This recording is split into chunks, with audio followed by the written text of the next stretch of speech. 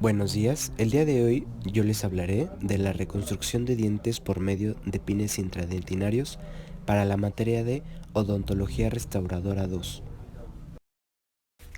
Mi nombre es Emilio Alonso Romero López y soy estudiante de la Facultad de Odontología de la Universidad Nacional Autónoma de México. Para empezar, hablaré de los hechos históricos que anteceden la historia de los pines intradentinarios. Para comenzar, hablaremos de que estos fueron creados en 1958 por el Dr. Miles Mercury. Inicialmente eran de acero y se cementaban en la cavidad. Desde ese momento surgieron otras técnicas que trataban de mejorar el uso de los pines y ampliar posibilidades de uso de los materiales de obturación y de restauración. En su revisión, en el año 1987, el Dr. Newsom de 429 casos de pines intradentinarios colocados por profesores y estudiantes de Leeds Dental School, el 19% de los pines mostraron complicaciones. Las más frecuentes fue la ruptura del pin y la penetración incompleta dentro de la perforación. El 10% fueron complicaciones más serias, como la perforación de la cámara pulpar o la perforación hacia el periodonto. Cabe destacar que los operadores inexpertos, en este caso, eran alumnos de segundo año de la escuela dental, fueron responsables por el 42% de las complicaciones. Otro estudio fue realizado por el Dr. Wilson en 1996, donde 37 expertos colocaron 1.394 pines intradentinarios en un periodo de 3 meses, arrojando como resultado la complicación de 1 por cada 20 pines colocados. Felton y sus colaboradores en 1991 realizaron un estudio piloto en animales y encontraron que la colocación del pin a 0.5 milímetros de la pulpa causa una inflamación pulpar inicial. Sin embargo, esta inflamación es indetectable clínicamente. Otro estudio de la doctora Alejandra Furtado sobre el efecto Férule concluye en la necesidad de dejar de 2 a 3 milímetros de remanente dentinario para lograr asegurar una buena retención y resistencia al muñón. Pero a todo esto, ¿qué es un pin? El pin es una pequeña punta o alambre metálico cuyo significado es el de alfiler y se utiliza cuando se necesita aumentar la retención en un empaste. Su objetivo es incrementar la retención y resistencia dentro o sobre el diente. La mayor parte de los autores coinciden en que los pines no están indicados, puesto que favorecen las fracturas dentales. Ahora, para hablar sobre las indicaciones, hablando en un sentido general sobre los pines intradentinarios, diríamos que sus indicaciones son las siguientes. Está indicado en dientes vitales extensamente dañados, también en preparaciones cavitarias extensas, en restauraciones de resinas extensas, también en la reconstrucción de muñón para corona completa. También hay que tener en cuenta su factor económico y, por último, edad y salud del paciente. Ahora, como contraindicaciones, diremos que es de difícil acceso para el drill o para la colocación del pin. También está contraindicado en dientes con pulpitis irreversible, en dientes con anatomía dental anormal, en dientes con cámara pulpar amplia, o sea, los dientes jóvenes. Y por último, está contraindicado en dientes con menos de 2 milímetros de remanente supragingival para lograr efecto de férula. Ahora hablaré de sus ventajas, teniendo 5 principales. La primera es que son económicos y su colocación requiere de poco tiempo. También es posible un retratamiento en caso de su falla con los años. También una ventaja es que conserva la estructura dental. También mantiene la vitalidad pulpar y, por último, brinda la retención a la corona y muñón sin comprometer su misma resistencia. Pero también tiene ciertas desventajas, las cuales son la baja resistencia a la fractura y microfiltración si ésta se reconstruye con amalgama. También hay un riesgo de perforación y entrada al periodonto o cámara pulpar. Otra desventaja es que puede producir microfracturas, y la última es que es difícil de mantener un control radiográfico de su posición. Ahora les hablaré de los tipos de pines que existen en la odontología.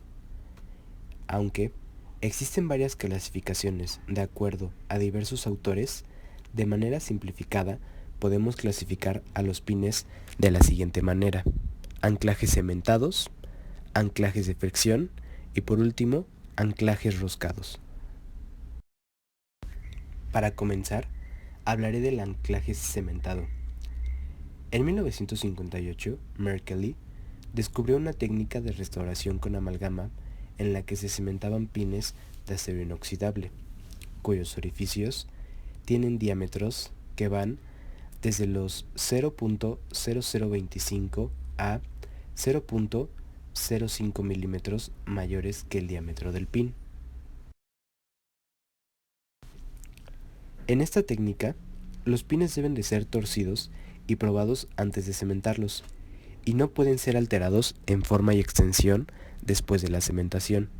El cemento de fosfato de zinc fue comprobado como el más eficaz para retener estos pines, aunque para la obtención de una retención máxima con pines cementados, la profundidad del orificio en dentina debe de ser de 3 a 4 milímetros de profundidad. Los pines cementados no producen presión interna ni líneas de rayadura en la dentina. Por eso, son los más indicados para los dientes con poco espesor de dentina, así como para los tratados endodónticamente. Ahora hablaremos sobre los pines de titanio.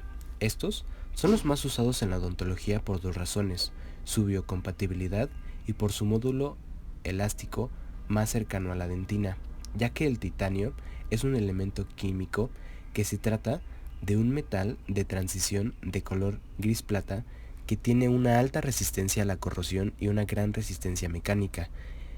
El titanio tiene todos los requerimientos de un material dental y puede ser usado en la fabricación de coronas, prótesis parciales fijas y prótesis parciales removibles. Ahora hablaremos sobre los pines intradentinarios por anclaje de fricción. En 1966, Goldstein, observando la característica elasticidad de la dentina, dedujo que esta propiedad podría ser utilizada para retener los pines. De esta forma, descubrió una técnica en la que el diámetro del orificio preparado para el pin fuera de 0.025 milímetros menor que el diámetro del pin. Estos pines son colocados con la ayuda de un dispositivo especial, a través de pequeños golpes, ofreciendo una retención de 2 a 3 veces mayor que los cementados. Durante la inserción de este tipo de pin, se pueden crear presiones en la dentina que pueden provocar rajaduras laterales perpendiculares a lo largo del eje del pin. Hay que tener en cuenta que en estos pines por anclaje de fricción, el orificio para la inserción de este mismo debe de tener al menos de 2 a 4 milímetros de profundidad en la dentina. Ahora hablaremos del pin por anclaje roscado. Going descubrió una técnica en que el pin es retenido en la dentina a través de roscas que se forman a medida que se introduce el pin, siendo su diámetro del orificio preparado para el pin de 0.38 a 0.1 milímetros menor que el diámetro del pin. Este tipo de anclajes son los más utilizados por sus características. La profundidad del orificio para este tipo de pin varía. Puede ser entre 1.3 a 2 milímetros dependiendo del diámetro del pin que se utilizará para hacer la restauración. Una de las ventajas que tiene el pin por anclaje roscado es que los pines autorroscados permiten una retención de 5 a 6 veces mayor que los cementados y de 2 a 3 veces mayor que los retenidos por fricción, pero cuando se los coloca, las presiones laterales y apicales pueden generarse en la dentina. Para todos los diámetros de los pines autorroscados existe una fresa. Esta es especial, que tiene un diámetro ligeramente menor que el del pin para la ejecución de los orificios donde se insertarán. Las fresas son de acero y tienen el asta de aluminio que actúa como un absorbedor de calor. Ahora, me gustaría hacer hincapié en que debemos de saber la diferencia entre un pin y un perno, ya que son restauraciones que podrían confundirse debido a su similitud. Empezaré diciendo que el pin es más fino y pequeño, y este se coloca cuando se necesita más retención para empastar una pieza vital. Y por otro lado, el perno es más largo, grueso y resistente. Para su colocación es importante saber que la pieza dental debió de haber sufrido una endodoncia previamente. Ahora hablaré sobre características propias del pin, abarcando características de superficie, número de pines, profundidad y localización del pin y el diámetro de estos mismos. Ahora, como características de la superficie del pin, es importante saber que la retención del pin en la resina está influenciada por el número y la profundidad de las depresiones existentes en la superficie, siendo los autorroscados superiores a los demás. También es importante como característica el número de pines, ya que al determinar el número de pines, el clínico debe de considerar varios factores, entre los que destacan la cantidad de estructura dental perdida, la cantidad de dentina disponible para recibir los pines, la cantidad de retención necesaria y el tamaño de los pines. Una buena regla es utilizar un pin por cúspide ausente. El ideal es que sea utilizado el número mínimo de pines capaz de dar retención adecuada. Ahora hablaremos de la profundidad y localización del pin. Ya sea en la dentina o en la resina, la extensión ideal de los pines, especialmente los autorroscados, es de 2 milímetros, aunque la localización ideal respecto a la unión amelodentinaria es de 1 milímetro respecto a la misma. También veremos el diámetro de los pines. Hay que tener en cuenta que tanto la retención en la dentina como en la resina aumenta a medida en que el diámetro del pin aumenta. Entonces, para reducir la posibilidad de fracturas del esmalte o penetración pulpar, se recomienda que los pines reguladores, o sea, los de 0.78 milímetros, no sean utilizados.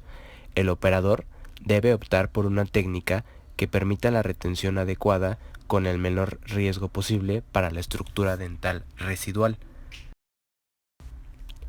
A continuación, presentaré un caso clínico que encontré en un artículo en el que podemos apreciar de una mejor manera cómo es la colocación de un pin intradentinario. Se presenta el caso de un paciente masculino de 68 años de edad, quien refirió dolor a los cambios de temperatura en el órgano dental número 15. Al explorarlo, se observó una fractura de la cúspide palatina sin comunicación en el tejido pulpar, solamente expuesta la dentina. En las fotografías podemos observar la fractura de la cúspide palatina del órgano dental número 15 y una radiografía periapical del órgano dental 15 sin comunicación pulpar. Una vez que se le realizaron las pruebas de vitalidad, se determinó que el órgano dental no requería de tratamiento de conductos, por lo que se realizó una corona convencional de metal porcelana. La restauración previa de dentina debió ser retirada, pero quedó un remanente de esmalte muy delgado y no se pudo realizar alguna obturación o incrustación de resina, ya que fue insuficiente el tejido adamantino para adherir a alguna restauración. Valorando la oclusión, se pudieron advertir facetas de desgaste muy acentuadas, que por la edad del paciente se observó una dentina muy esclerótica, lo que indicó que se debe de colocar un pin para reconstruir la cúspide con alguna resina de macro relleno y después preparar el muñón para colocar una corona. De acuerdo a los artículos y experiencia previa, si se reconstruye sin algún pin, la resina de reconstrucción tenderá a desplazarse al preparar el órgano dental o bien durante las maniobras del provisional o impresión. La decisión de restaurar con una corona se basa en la extensa destrucción coronaria, la edad del paciente, las marcadas facetas de desgaste producidas por la oclusión, así como los motivos económicos del paciente. Se procedió a realizar el aislamiento del campo operatorio de manera convencional y se retiró la obturación de resina con una fresa de carburo del número 3. Con la misma fresa se retiró el tejido desmineralizado en la caja distal del premolar y el forro cavitario que había dejado debajo de la resina. En la fotografía de la derecha se muestra cuando se retira la resina de obturación con la fresa de carburo del número 3. Después de colocar el liner, se valoró en dónde se insertará el pin. De acuerdo con las recomendaciones de diversos autores, este se colocará un pin por cada cúspide ausente. Es importante tener presentes los conceptos del Dr. Peter Reed para elegir los sitios primarios, secundarios y donde no se deben de colocar pines. Este es el sistema que usaremos. El nombre comercial del sistema que se encuentra disponible en el mercado dental es Fill-Pin, de la compañía Fill-Hall. Este es un pin ranurado, hecho de titanio puro, un 99.8%, resaltando como principal ventaja que es un pin metálico, flexible, que se puede doblar con diferentes propósitos. Este doblez puede realizarse hasta 300 grados sin comprometer la integridad del pin. Este pin se encuentra disponible en un solo tamaño, 0.60 milímetros de ancho, y el sistema cuenta con una fresa de baja velocidad para realizar el orificio de 2 milímetros de profundidad en la dentina, la cual tiene un tope para perforar lo necesario. Se debe realizar un orificio con contraángulo de baja velocidad a 1500 revoluciones por minuto, siendo muy importante no ampliar el orificio con la fresa. Se recomienda insertar el pin en un contraángulo a 1000 revoluciones por minuto o bien realizarlo de forma manual. El sistema cuenta con un vástago donde se inserta el perno y lo podremos colocar de manera manual. Y a continuación, se toma previamente una impresión de alginato que se corre de manera convencional con el yeso de elección del operador. Se articula y se lleva a cabo un encerado, al cual se le vuelve a tomar una impresión con alginato, para obtener un modelo del órgano dental completo y poder fabricar una llave de acetato de .020 para realizar en su modelo la reconstrucción con desina del fragmento fracturado. De todo el procedimiento, el paso más importante es la selección del sitio donde se realizará la perforación. Se debe tener cuidado de no perforar la cámara pulpar o perforar el periodonto, y en la fotografía que podemos observar, se observa un premolar reconstruido. Sobre el modelo se fabrica el acetato de 0.020 milímetros. La fresa debe colocarse en la dentina de manera firme, activándose el contraángulo. Se debe perforar en una sola intención para no ampliar la perforación, hasta que la misma fresa no penetre más por el tope que incluye. Posteriormente, el pin se coloca en el contraángulo de baja velocidad y se activa para que el pin vaya penetrando en la dentina, y al llegar a la profundidad de 2 milímetros, automáticamente el pin se fractura y se desprende del vástago. Se eligió, como se describió antes, la cúspide palatina. En este momento se observa su ubicación y se valora la necesidad de realizar el doblez para que esté incluido dentro de la preparación y no lo desgastemos al formar el muñón. En la fotografía de la derecha vemos al pin ya insertado en la dentina de la cúspide palatina con el doblez hacia el centro de la preparación. También se observa la colocación del liner en la dentina más profunda. Después de colocar el pin, se lleva a cabo la adhesión. Se desproteiniza únicamente el esmalte con hipoclorito de sodio al 5.25%. Se lava con agua y se seca gentilmente. Luego se graba con ácido fosfórico al 35% por 15 segundos. Posteriormente se lava nuevamente con abundante agua, volviéndose a secar gentilmente, y de acuerdo al tipo de dentina, se elige colocar un adhesivo de autograbado tanto en el esmalte como en la dentina, el cual se fotopolimeriza de manera convencional. Después de llevar a cabo todo el protocolo de adhesión, se carga de resina de macrorrelleno.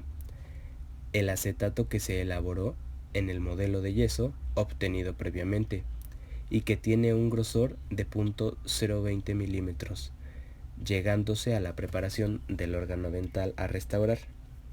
El objetivo del acetato previamente seleccionado y cargado de la resina es dejar una reconstrucción muy bien compacta.